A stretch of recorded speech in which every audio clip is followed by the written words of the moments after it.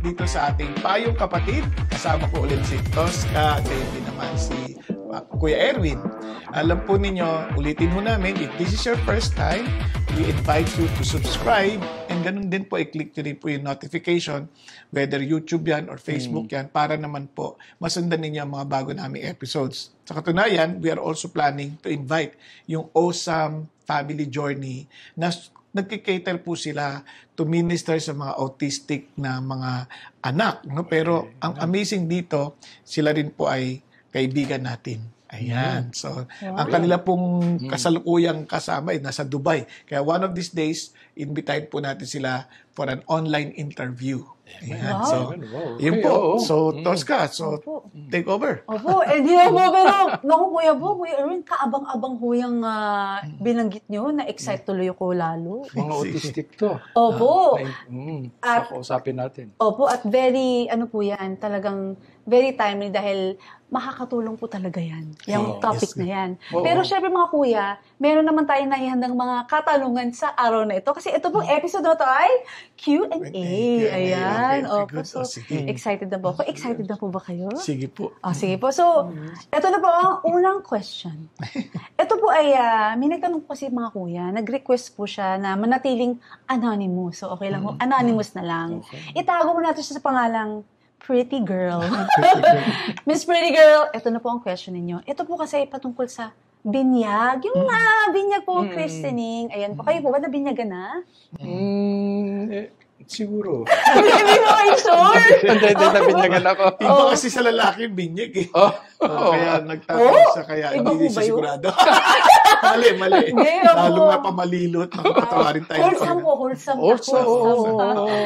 Pero mga kuya, di ba may mga pagkakataon na minsan, yung isang tao, ilang beses na bibinyagan. So, maybe you can expound more on this, mga kuya. Ayan, sige. Yan, Kuya Erwin, yun ba yung sa baptism? Okay. Yung word na baptism, actually, it's a declaration, a public declaration of your identity with Jesus Christ. No? Ito muna, nangyari muna sa'yo, internally, then you want to publicly declare na ikaw nga ay talagang committed na follower ni Jesus. Publicly declare. So in history, ang mga nababaptize ay adult. Kasi sila ay nakaka-decide na. So if you happen to visit yung mga ruins sa Philippi, makikita nyo doon yung mga baptismal pool. They're really for adults. For adults. Kasi nga ang idea nila, kasi ganito you cannot decide to follow Jesus kung ikaw ay sanggol. Ayun nga po. You cannot decide. Parang, paano, kaya yung word na christening, parang hindi angkop. Dahil pagka gagawin mo siyang Christian, ang Christian hindi naman ikaw ang gagawan. Yun ay decision mo to accept yung offer of salvation ni Jesus. Na ako yung namatay sa cross para sa iyo. I died, I was buried, and I rose again from the dead. So, believe and you shall be saved. Yan ang sabi, di ba? So, yun ang idea. Then yung belief na yon, ipinapahayag din yon publicly through baptism. Kaya na naalala sa Acts chapter 8, basahin na lang natin.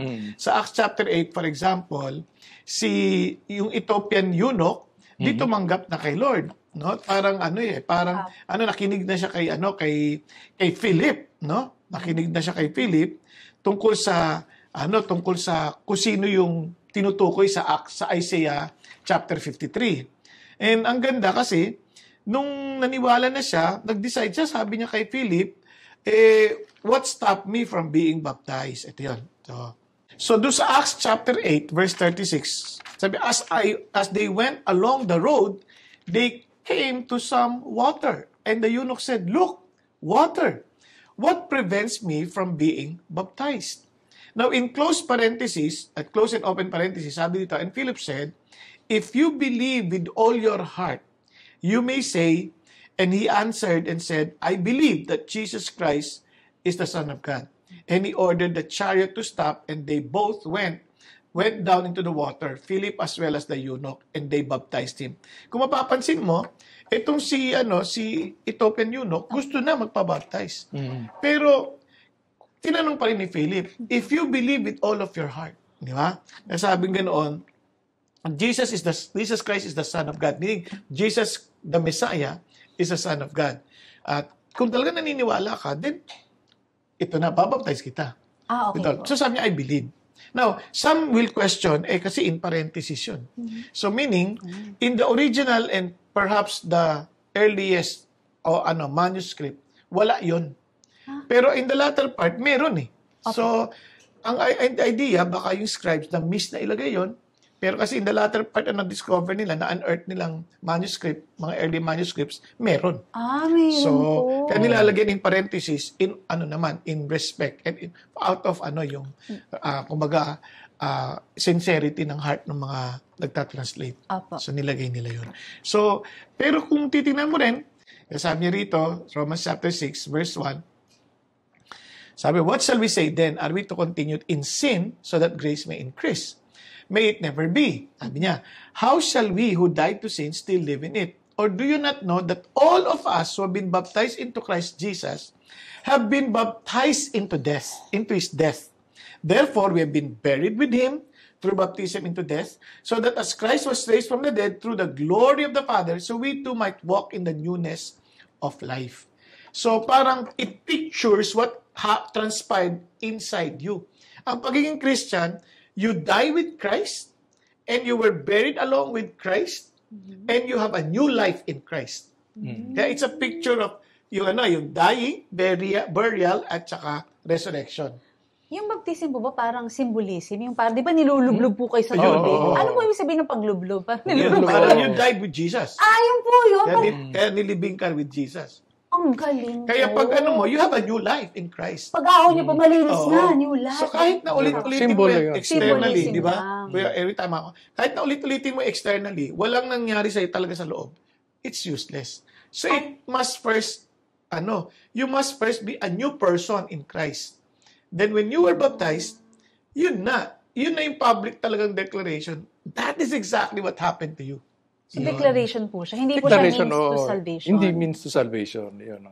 Kasi, tama yun, Kuya Erwin, maalala pa ba yung verse sa Corinthians, yung sinabi ni Paul, I was called to preach the gospel, not to baptize. Oo nga. Saka si Jesus din, he himself, sabi I think sa John, na he did not baptize. It was his apostles who baptized.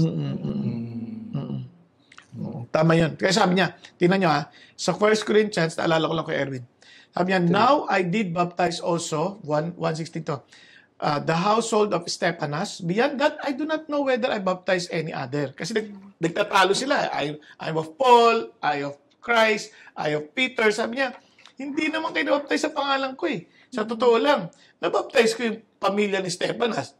Pero mula dyan, parang wala na akong masyadong maalala. For Christ did not send me to baptize, but to preach the gospel, not in the cleverness of speech, so that the cross of Christ would not be made void. So, ulitin ko, sabi niya, ang mahalaga, ma-preach ko yung gospel. Now, if they decide to declare it publicly, yung nangyari sa kanila, that is baptism. Ayun po. Public declaration. Dalawa yun eh. Symbol of yung declaration of your allegiance to Jesus. Ibig sabihin, tinatalikuran mo na yung kasamaan at sumasama ka na kay Jesucristo. At pangalawa, it's a identification. You identify. Para bang nilubog mo isang puting panyo sa apple juice, sa grape juice. Opo. Pag hinango mo yun, magiging kulay pula na rin. Tama. Kasi yung baptizo in the literal sense, yan eh, process of dying. Yung process of pag-change ng kulay. Opo. Ayun. Yun yung sasabi kay Erwin na, pag nilubog mo, puti yan, nilubog mo sa pula na siya. Opo. So it's like going back to the new image of Jesus. Yung image di ba, we are created in the image of God. Be fruitful and multiply. Sabi nga nun. Tapos, ang nangyari, we multiplied, we occupied the world with our sinful image instead of God's image. Okay. Dinil ni Lord yun through the gospel. So, ang nangyari, ang dinil ni Lord yun through a gospel, through Jesus Christ's death and resurrection, yung sin, dinil niya, ang di-reverse niya ulit yung procedure. Dahil nakakalat na, di ba? Go and make disciples of all nations. Baptize them in the name of the Father, the Son, and the Holy Spirit to show us ano image ng Diyos. Father, Son, and Holy Spirit. Sino The po? triune God. Pero okay, sorry, may tanong po. Sino po ba ang pwedeng magbaptize? Kailangan po ba may talagang nakatakdang, Ayun. ako pwede rin ako magbaptize ng kapwa ko. I mean, Yes. Oo. Kasi yun ang utos eh. hindi naman po Go. ako Oo. pastor And eh. make disciples of all nations. Oh. Di ba? Baptize them in the name of the Father, the Son, and the Holy Spirit. Teaching them to observe everything I commanded you.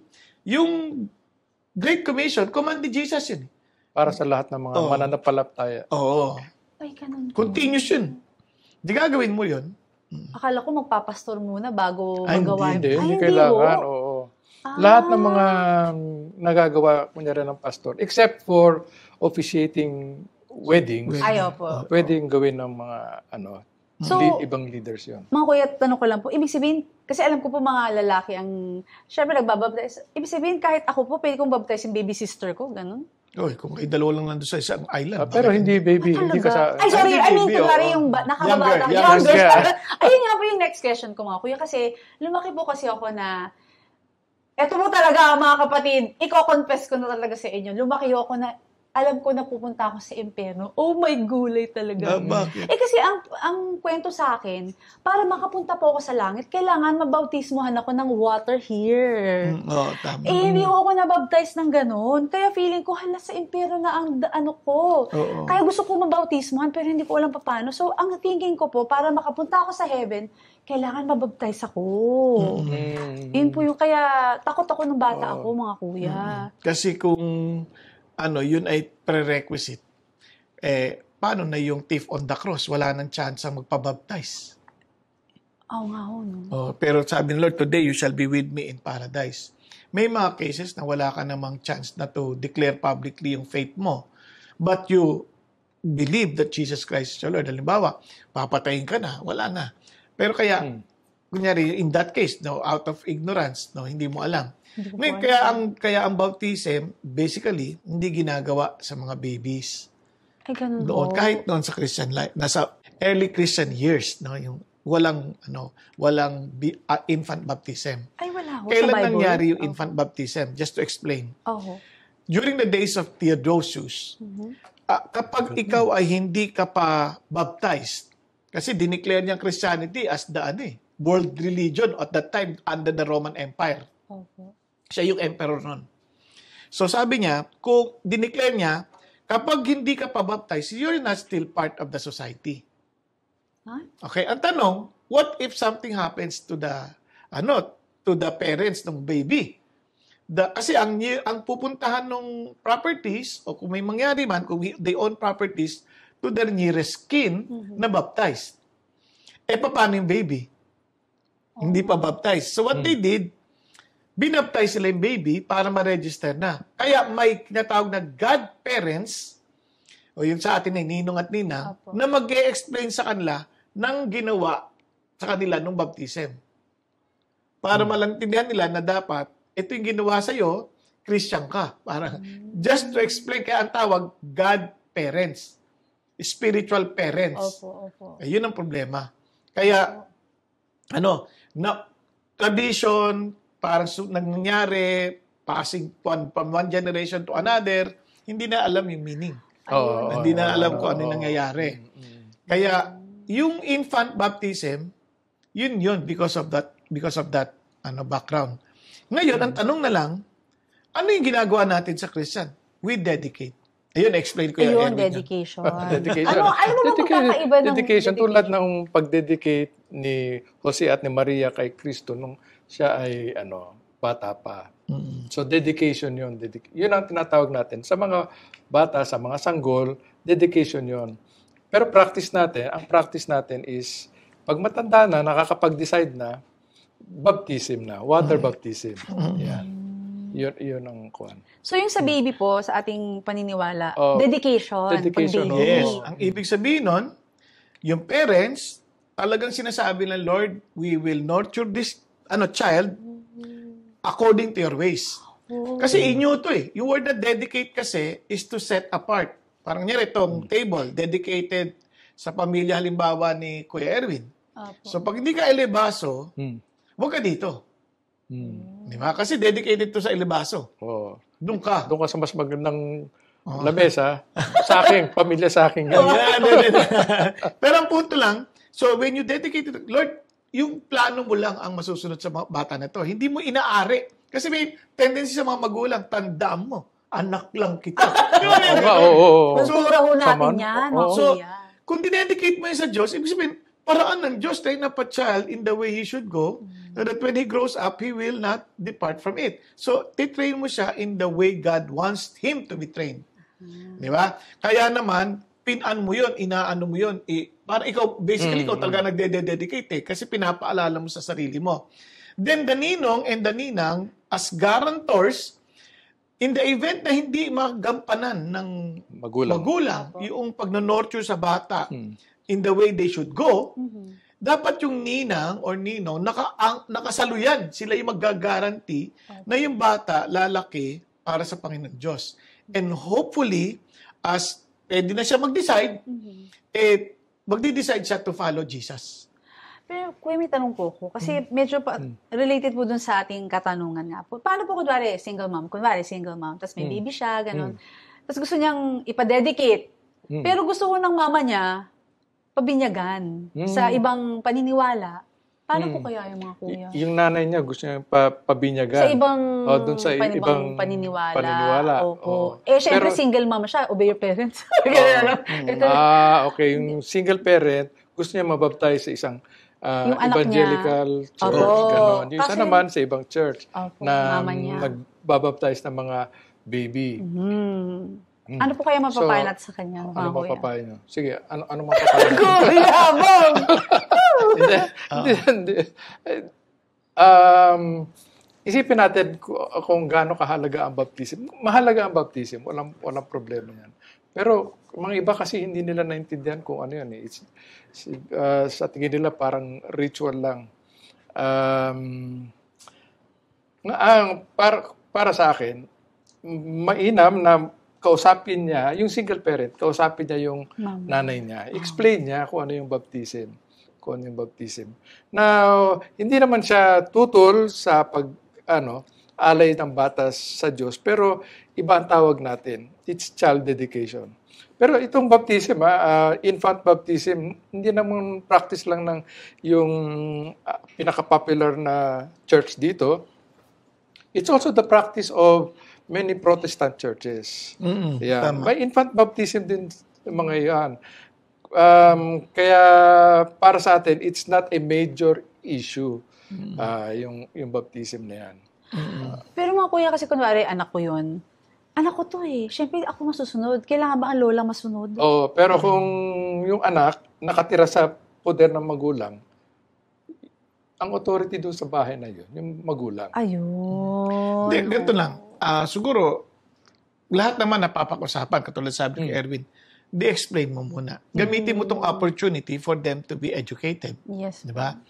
Ngayon, kung ayaw pa rin, out of respect, sabi naman ng Bible, pursue peace to all men, diba? As much as possible.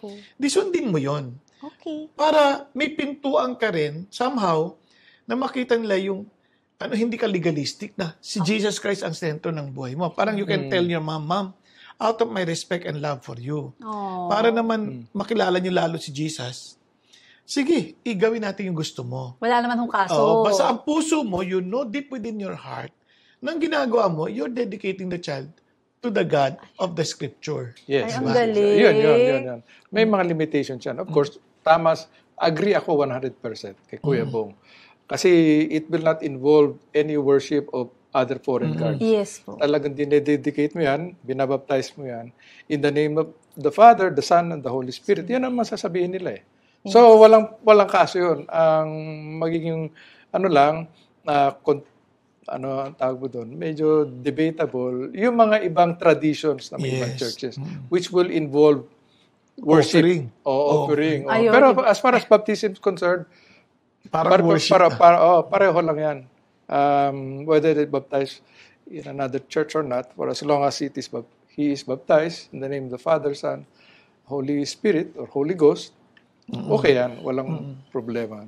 Ayan po. Mga kuya, thank you po kasi I'm sure marami pong nakaka-relate dyan sa katanungan na yan. Kaya po, sa iyo pong nanonood, Miss Pretty Girl, ihanda ng lista ng mga ninong at mga ninang at September na. Ganun din, pati sa ninong at ninang, huwag ka basta kuha lang kuha. Ganun ho? Hindi mo ba paramihan Kasi ang tanong yan? yan, yung guarantee nga gagaranting susunod siya sa Diyos.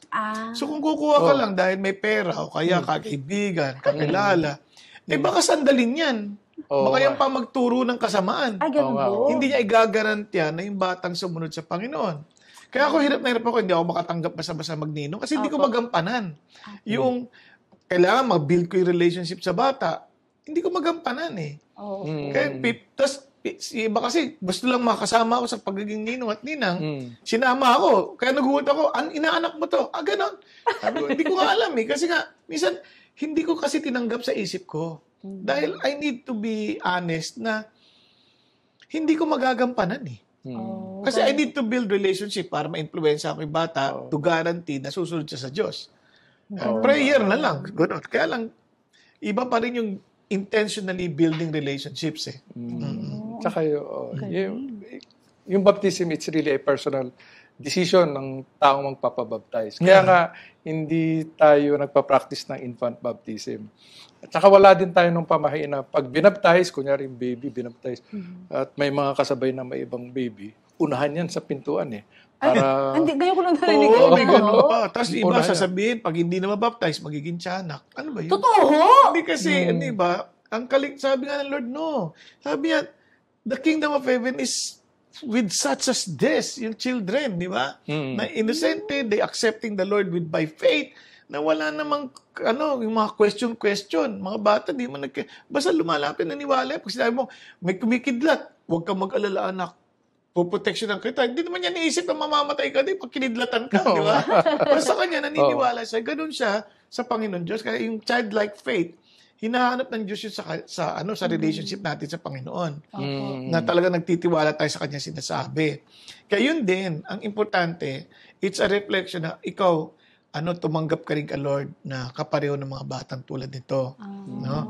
But again, kaya nga, sa akin, although may patama yung sabi ni Kuya Erwin, may mga ilang mga, sa evangelical part na, o groups na naniniwala sa infant baptism. Katulad sa history, sila Count Zinzendorf. Naniniwala sila doon. Kaya lang, yun nga, sa Bible, wala ako talagang pwedeng itulak na, na scripture to support that. Kasi although gagamitin nila yung jailer and the jailer and his family was baptized or were baptized, pag inisip mabuti, assumption yun na may baby.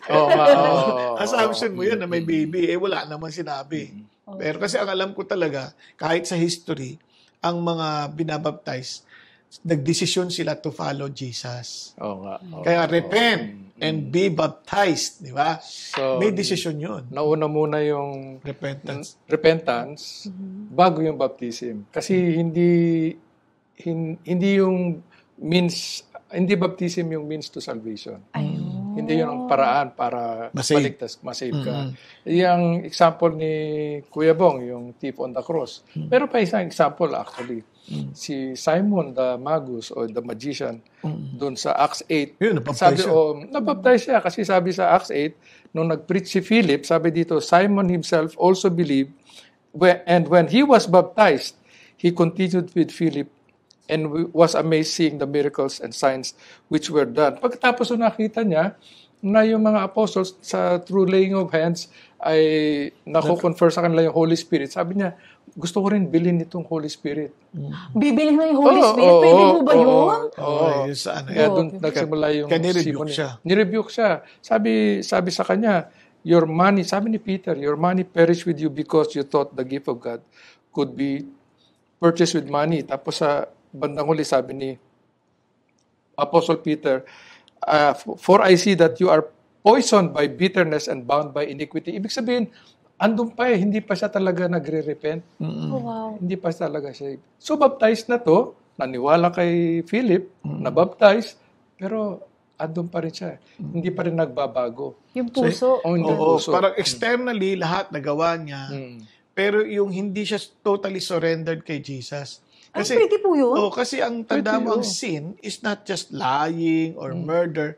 it is turning away from God. It's like a rebellion, living a life independent from God.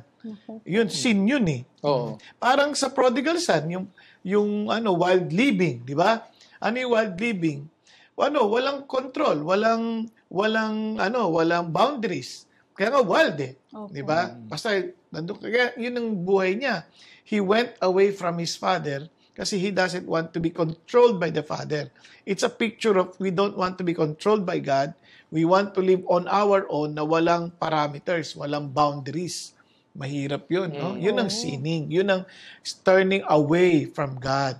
So, yung baptism ngayon, it's a picture na you are dead to yourself, you were buried, and you have a new life in Christ.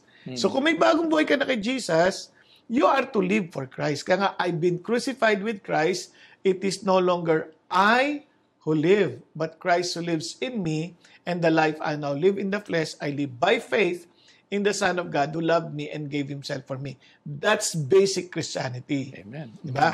Ngayon, kung baby yan, you dedicate it. As in, to remind yourself, you don't own the baby, God owns it. God owns the baby, and the Lord will.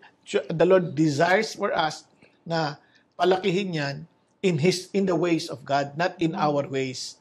No, making sure na pag mayroon na siyang chance to decide on her own or in his own, magsasabit siya kay Jesus as his or her Lord and Savior. Napakaganda po pala nung dedication na yun. Oo, maganda yung dedication. Ganda. Maganda rin yung baptism. So, part of the Christian life yan eh. Ano yung parang sinusurrender yung baby nyo kay God? Kay God. Parang, Dedicate Yun mo, ang dedication. dedicate mo. Habang ikaw ay may control pa doon sa batang yun. ayun po. Tapos pag malaki na po yung, kunwari po, of age na nakakaintindi na ng gospel, Oo, sabihin pwede siya mo. mapabaptize. Oo. Pwede. Yun na yun. Nasa Basta kanya. naintindihan niya yung gospel. Opo. Tsaka yung baptism sa atin. Although there are many modes of baptism, merong wisik-wisik. Wisik, parang gano'n. Meron din nilulubog tulad ng sabi ni Kuya Bong, which follows yung symbolism na binasa niya sa Romans 6. Buried, we died, we were buried, and we rose again. Yung nilulubog talaga sa tubig. Sa atin, ang practice natin, yung tinatawag natin distinctive, is talagang immersion. Pero wala naman tayong anything against yung mga nag-sprinkling or kasi meron akong natatandaan na meron terminal na sakit nasa hospital na. Tapos although uma-attend siya ng mga group, talaga hindi pa niya sinusurrender sarili niya kay Jesucristo. Until nung isang binisita siya ng isang pastor dito, sabi niya gusto ko magpabaptize. Doon lang. May taning na siya. So, since nasa hospital room, ang ginawa nung pastor, humingi ng basin, tapos ganun lang. Wow. Wala nga naman, may sakit, dilub-lub mo sa swimming pool. Grabe Baka naman mapadali pa siya. Sa heaven. Pero, okay yun. I mean, it depends on the circumstance. Kung wala talagang tubig, nasa desierto ka, isang tabo lang meron ka. Alam ka naman, ilub-lub mo siya doon. Kaya walang standard, no? Merong basic. May basic. Basta symbolism siya kasi. Symbolism. Oo. Pero yun ang ating distinct. As much as possible, kung pinagkaloob naman ng Diyos. Oo. You baptize it Ako, that ganoon way. din ako, naniniwala ko yung thief on the cross. If he would be given a chance na mabaptize, for sure, magpapabaptize siya. Kasi declaration niya yun of being one with Jesus. Praise God po kasi ngayon po sa ating payang kapatid, napag-usapan nun natin ang christening o tama po ba? Baptism o yung kasi, dedication. Iba-iba pala yan, mga kuya. Akala ko pag binyag tapos na ang usapan. Hindi pala ganun. Dedication, and then after nun, pag nakakilala kay Jesus, siya na po ang magpapa-baptize as a declaration of his or her faith. Hindi ba? Tama po ba? Kaya mga kuya, ito na po. Biro nyo, hindi po natin namalayan ng oras. Talaga? Iingan ko na kayo ng words of encouragement. So mga kuya, actually bago ko po kayo iingan ng words of encouragement, nabalitaan ko sa CCF po pala may baptism class. Meron. Opo, kaya sa ating mga nanonood, mga kapatid na nagtatanong, saan kaya ako pwede magpabaptize? Meron po sa CCF. Pero siguro pumunta po tayo sa website at meron po doon mga information. Ayan po. At saka kung may mga tanong pa actually, kaya lang wala tayong oras, no? Abangan nyo so yung mga iba pang tanong. Yes. Amin rin po tatalakayin yan sa mga susunod na tagpo. Totoo yan. Sasagutin lahat ni Kuya Bong yan. Kuya, no. Actually, Kuya, alright. So, mga kuya, abangan ko po yung Q&A part 2. Pero syempre po, words of encouragement po. Please. Okay. Patungkol sa baptism, ito experience ko, again, testimony sa akin. Kasi nung tinanggap ko si Jesus bilang Panginoon, tagapagligtas, may mga kasalanan pa rin ako. Nandoon pa rin. Minsan paulit-ulit, confess, ganyan. After a year, nagkaroon ng baptism class nga dito. So, nag-decide ako, kasama misis ko na mag-attend. Ano pa rin yung kasalanan ko? And nung na-realize ko na magpapabaptize ako, ceremony ito eh. Kaya napaka-importante ng mga ceremony. Sabi ko sa sarili ko, ano na to? Seryoso na. Hindi na laro ito. Hindi na laro. So, kung ano man yung mga ginagawa ko, tinigil ko na. At pagdating ng day of baptism, talagang it was a combination of baptism and personal dedication to the Lord. Talagang dinedicate ko. Serious na yun, sabi ko. Dapat hindi na ako maglalaro ng mga posporo. mga apoy delikado yun. So serious yun. So that's my experience. Kasi mga iba, yung mga Christianity nila, hindi ko naman sinasabi lahat, no? Mababaw lang, andun pa rin yung kasalanan. Pero nung dumaan ako sa ceremony, sa ritual ng baptism, sabi ko, iba na to. This is real Christianity na yan. So yun ang experience ko sa baptism. Thank you po. Wow. No turning back na po ito talaga. Di ba po? No turning back. Opo. Kaya po, let's go back naman to, Kuya Bo. Thank you po. Naalala ko po, nung isang Pasko, si Jay po ay umattend sa isang service, Christmas service, at napansin siya ni Pastor. Sabi niya, Jay, kamusta? Merry Christmas. Sabi niya, Merry Christmas din po. Napansin ko na nakikita lang kita tuwing Pasko at Easter. Sabi niya, saan ka ba naglalagi? Sabi niya, ano po ako na busy po ako sa trabaho. Christian ka, bakit hindi ka lagi nandito sa fellowship? Di ba, pag Christian ka, ikaw ay bahagi ng army ng Diyos. Ay, opo naman, sabi niya. Kaya lang nasa secret service po ako. Ngayon, bakit ko po yan kunento sa inyo? What prevents us from being baptized if we are given a chance para to identify ourselves with Jesus Christ publicly? Maraming mga Christians natatakot pang gawin yun. Bakit? Ang tanong, bakit? Anong bagay ang pumipigil sa atin to publicly declare that we are followers of Jesus? The truth is this. Minsan, kahit baptize ka na o hindi ka pa baptize, sa opisina, are you known to be a follower of Jesus? Sa school, are you known to be a follower of Jesus? Sa bahay, are you known to be a follower of Jesus? Bakit minsan ayaw natin ipaalam? Kasi we don't want to fully surrender ourselves to Jesus. So I challenge you. More than the act of baptism, I pray that we will all confidently declare who we are in Christ and that we are witnesses of Jesus to wherever we are. Kasi sabi ng Lord, and you shall receive power from on high. Sabi niya, and you shall be my witnesses both in Jerusalem, Judea, Samaria, and to the remotest part of the earth. God desires us to be His witnesses wherever we are, no? That we may declare who Jesus is to us. God bless po. Amen. Thank you mga kuya. Sa ating mga nano at mga kapatid, sana po ay na-bless kayo sa ating usapan about baptism. Ayan. Mga magkakali ako mga kuya. Sa mga kuya, ito na ang aking favorite. Ang ating tagline. Oo nga po, lalong lalo sa panahon ngayon, kahit na umulan. Umaraw. Maglo! Kung kailangan po ng payong, andito lang po ang Payong Kapatid!